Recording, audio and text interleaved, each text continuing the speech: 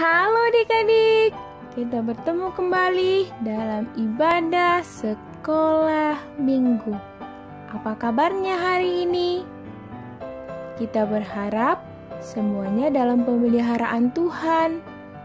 Kita bersyukur dengan memuji Tuhan dengan judul lagu Percaya pada Yesus itulah untungku.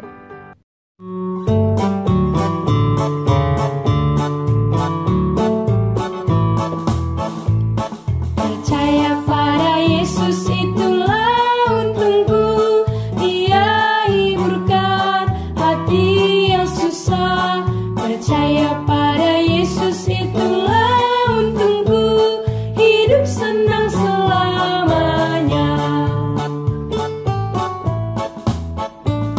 Percaya pada Yesus itulah untungku, Dia hiburkan hati yang susah.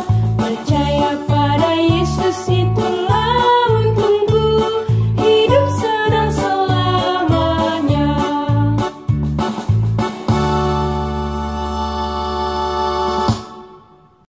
Mari berdoa.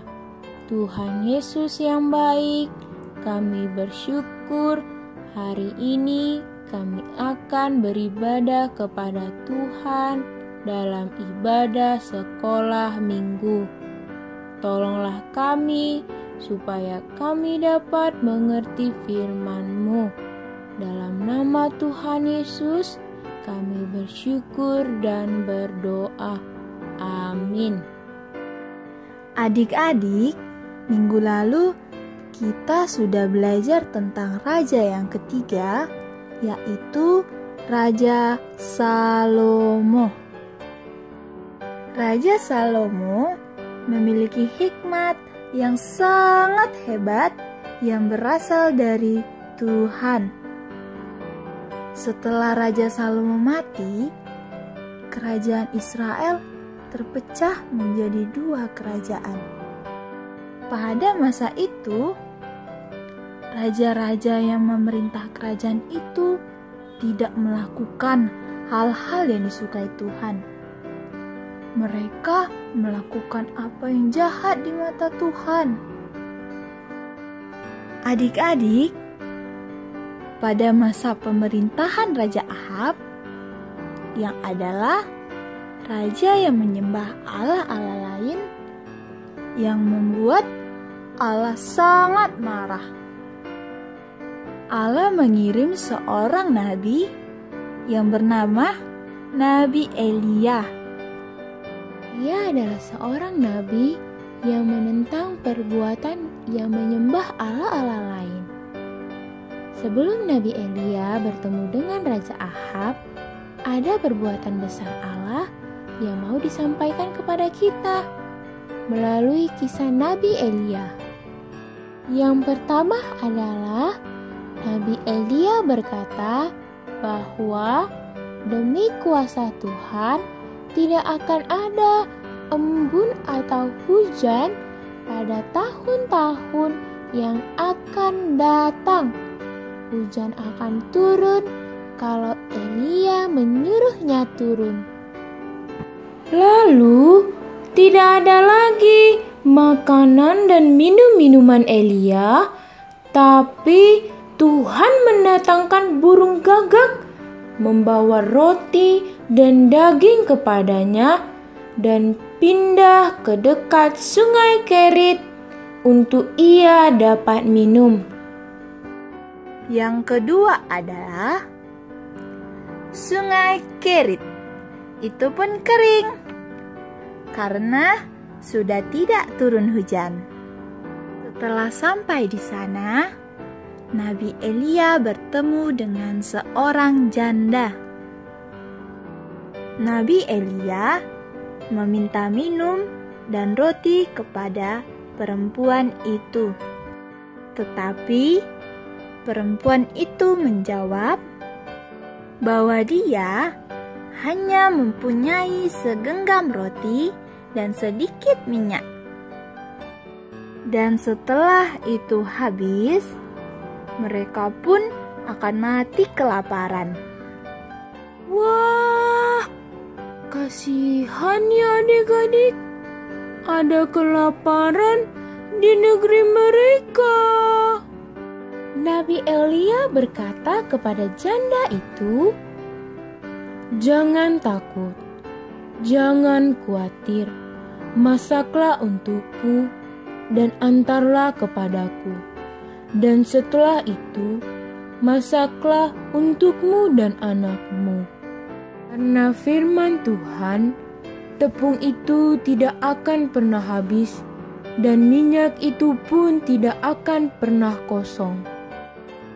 Dan ketika janda itu melakukannya, semua yang dikatakan Allah sungguh-sungguh terjadi.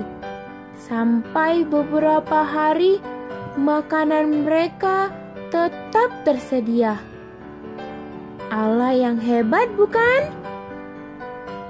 Yang ketiga adalah anak janda itu sakit parah dan tidak bernapas lagi. Nabi Elia berdoa kepada Allah yang berkuasa supaya anak itu bisa hidup kembali. Tuhan mendengarkan doa Nabi Elia, dan anak itu pun hidup kembali. Ketika dilihat perempuan itu, ia sungguh percaya kepada Allah dan percaya kepada perkataan Allah yang berkuasa dan sungguh akan terjadi. Adik-adik, ketika janda itu melihat segala yang terjadi, ia pun percaya kepada Allah yang hidup. Bagaimana dengan adik-adik sekalian? Maukah percaya setelah mendengar semuanya ini? Allah yang hidup itu adalah Allah yang kita kenal dalam Yesus Kristus yang berkuasa atas segala sesuatu, termasuk atas hidup kita. Percaya kepada Yesus Kristus sama dengan percaya kepada Allah yang hidup. Terimalah Yesus Kristus ke dalam hati kita sebagai Tuhan dan Juru Selamat. Ayat hafalan kita 2 Petrus 3 ayat 9a. Tuhan tidak lalai menepati janjinya. 2 Petrus 3 ayat 9a. Mari kita berdoa. Tuhan Yesus yang baik, kami bersyukur untuk firman yang sudah kami dengar. Ajarilah kami supaya kami dapat beriman kepada Tuhan Yesus. Dalam nama Tuhan Yesus, kami bersyukur dan berdoa. Amin.